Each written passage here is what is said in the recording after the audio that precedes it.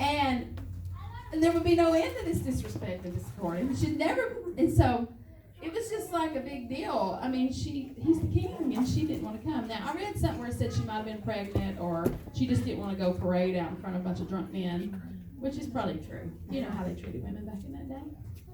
Well, we've heard stories. I don't really know. But, so he took it before all the wise men, and he said, what are we going to do? These women are going to go wild. They're not going to listen to the thing we say. So they said, okay, we're going to fix this. We're going to put an end to this. We are going to say that the Queen Vashti will never be able to come into your presence again. So that's why he puts that. And her royal position would be given to someone else. So the king's edict was proclaimed throughout the vast realm, and all the women were to respect their husbands, and every man would be ruler over his own house. And I'm grateful for that. No disrespect to any man in this house, but I'm grateful that God set it up, and there's a hierarchy, and my husband is head over my house. So then the search began. Okay, he's got to find a new queen. So he gets, and this is kind of, I don't like this. So he goes out and he gets all the virgins in the land that's available. I mean, I guess they're all available. I don't know. And he brings them into his harem.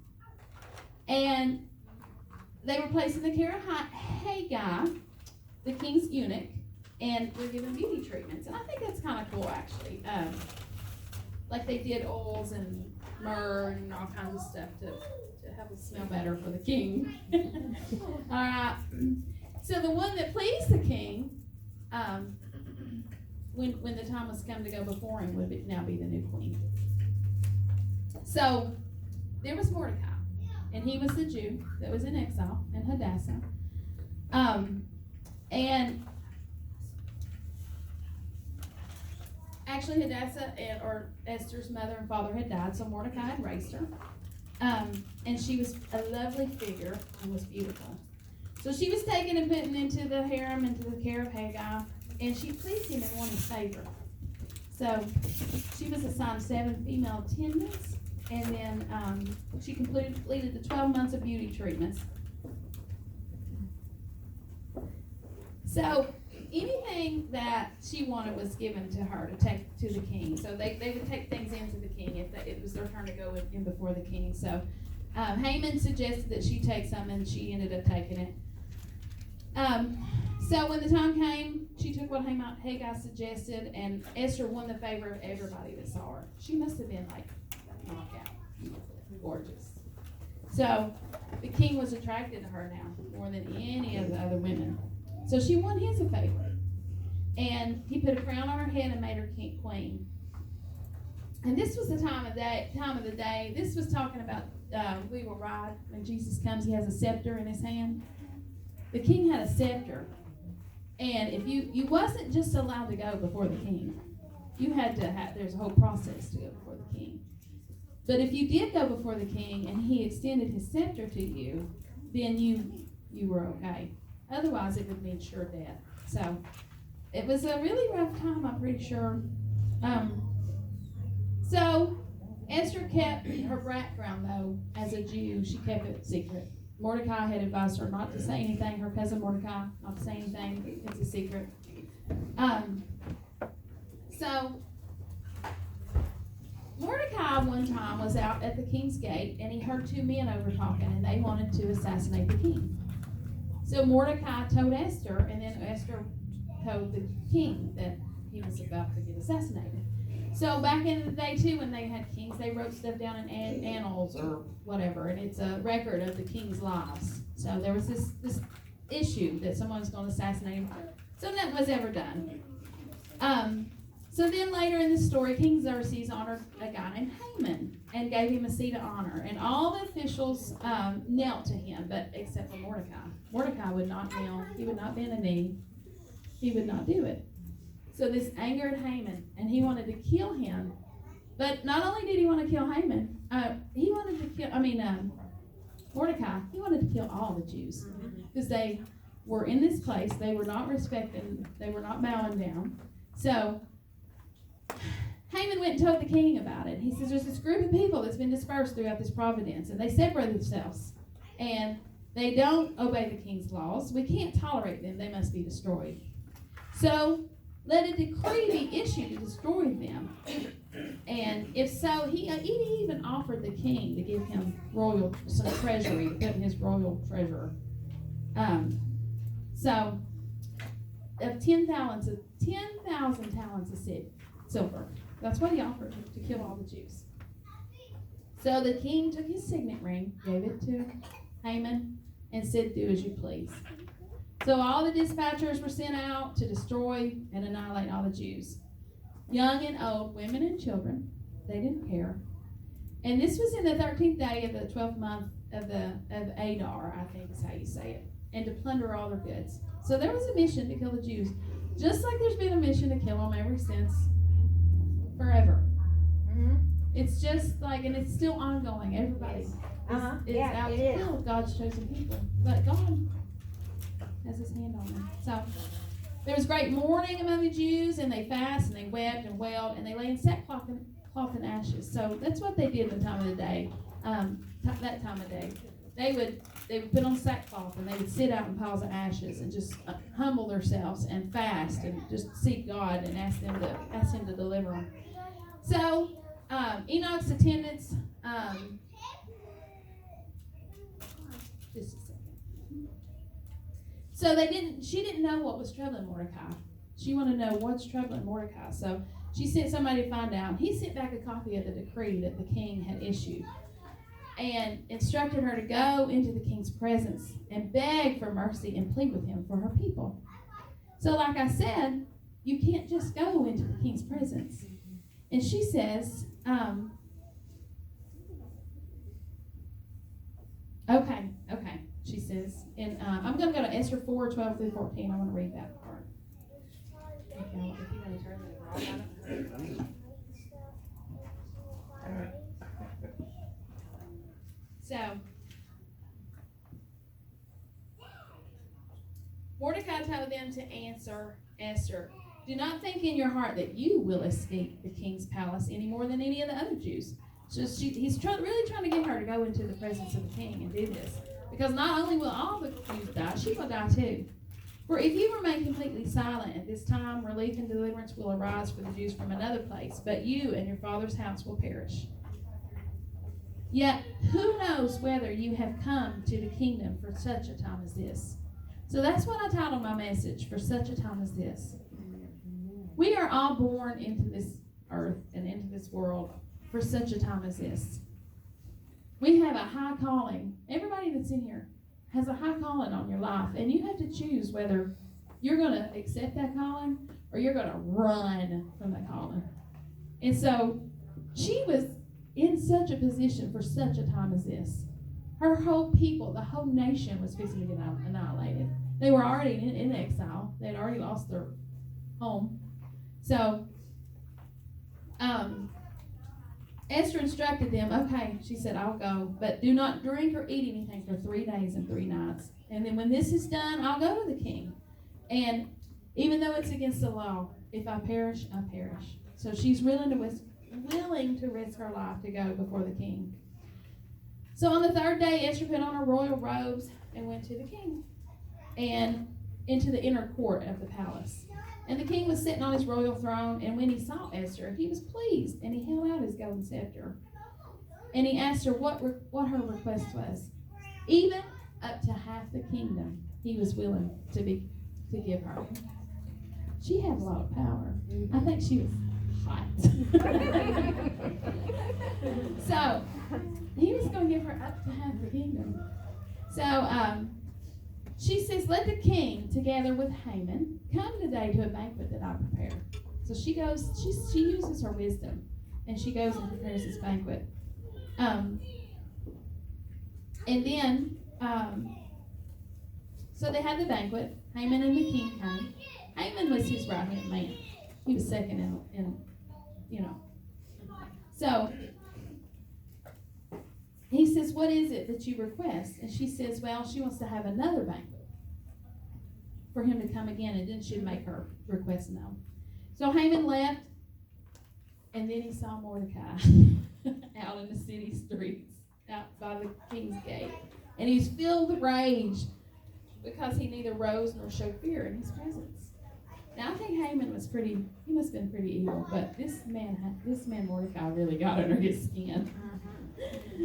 And he went home and boasted to his friends and his wife about his vast wealth and his many sons and all the ways the king had honored him and elevated him above any of the other nobles and officials. And he was the only person that the queen invited to her banquet. So he's just really prideful there and really boasting. He's really happy about where he's at in life.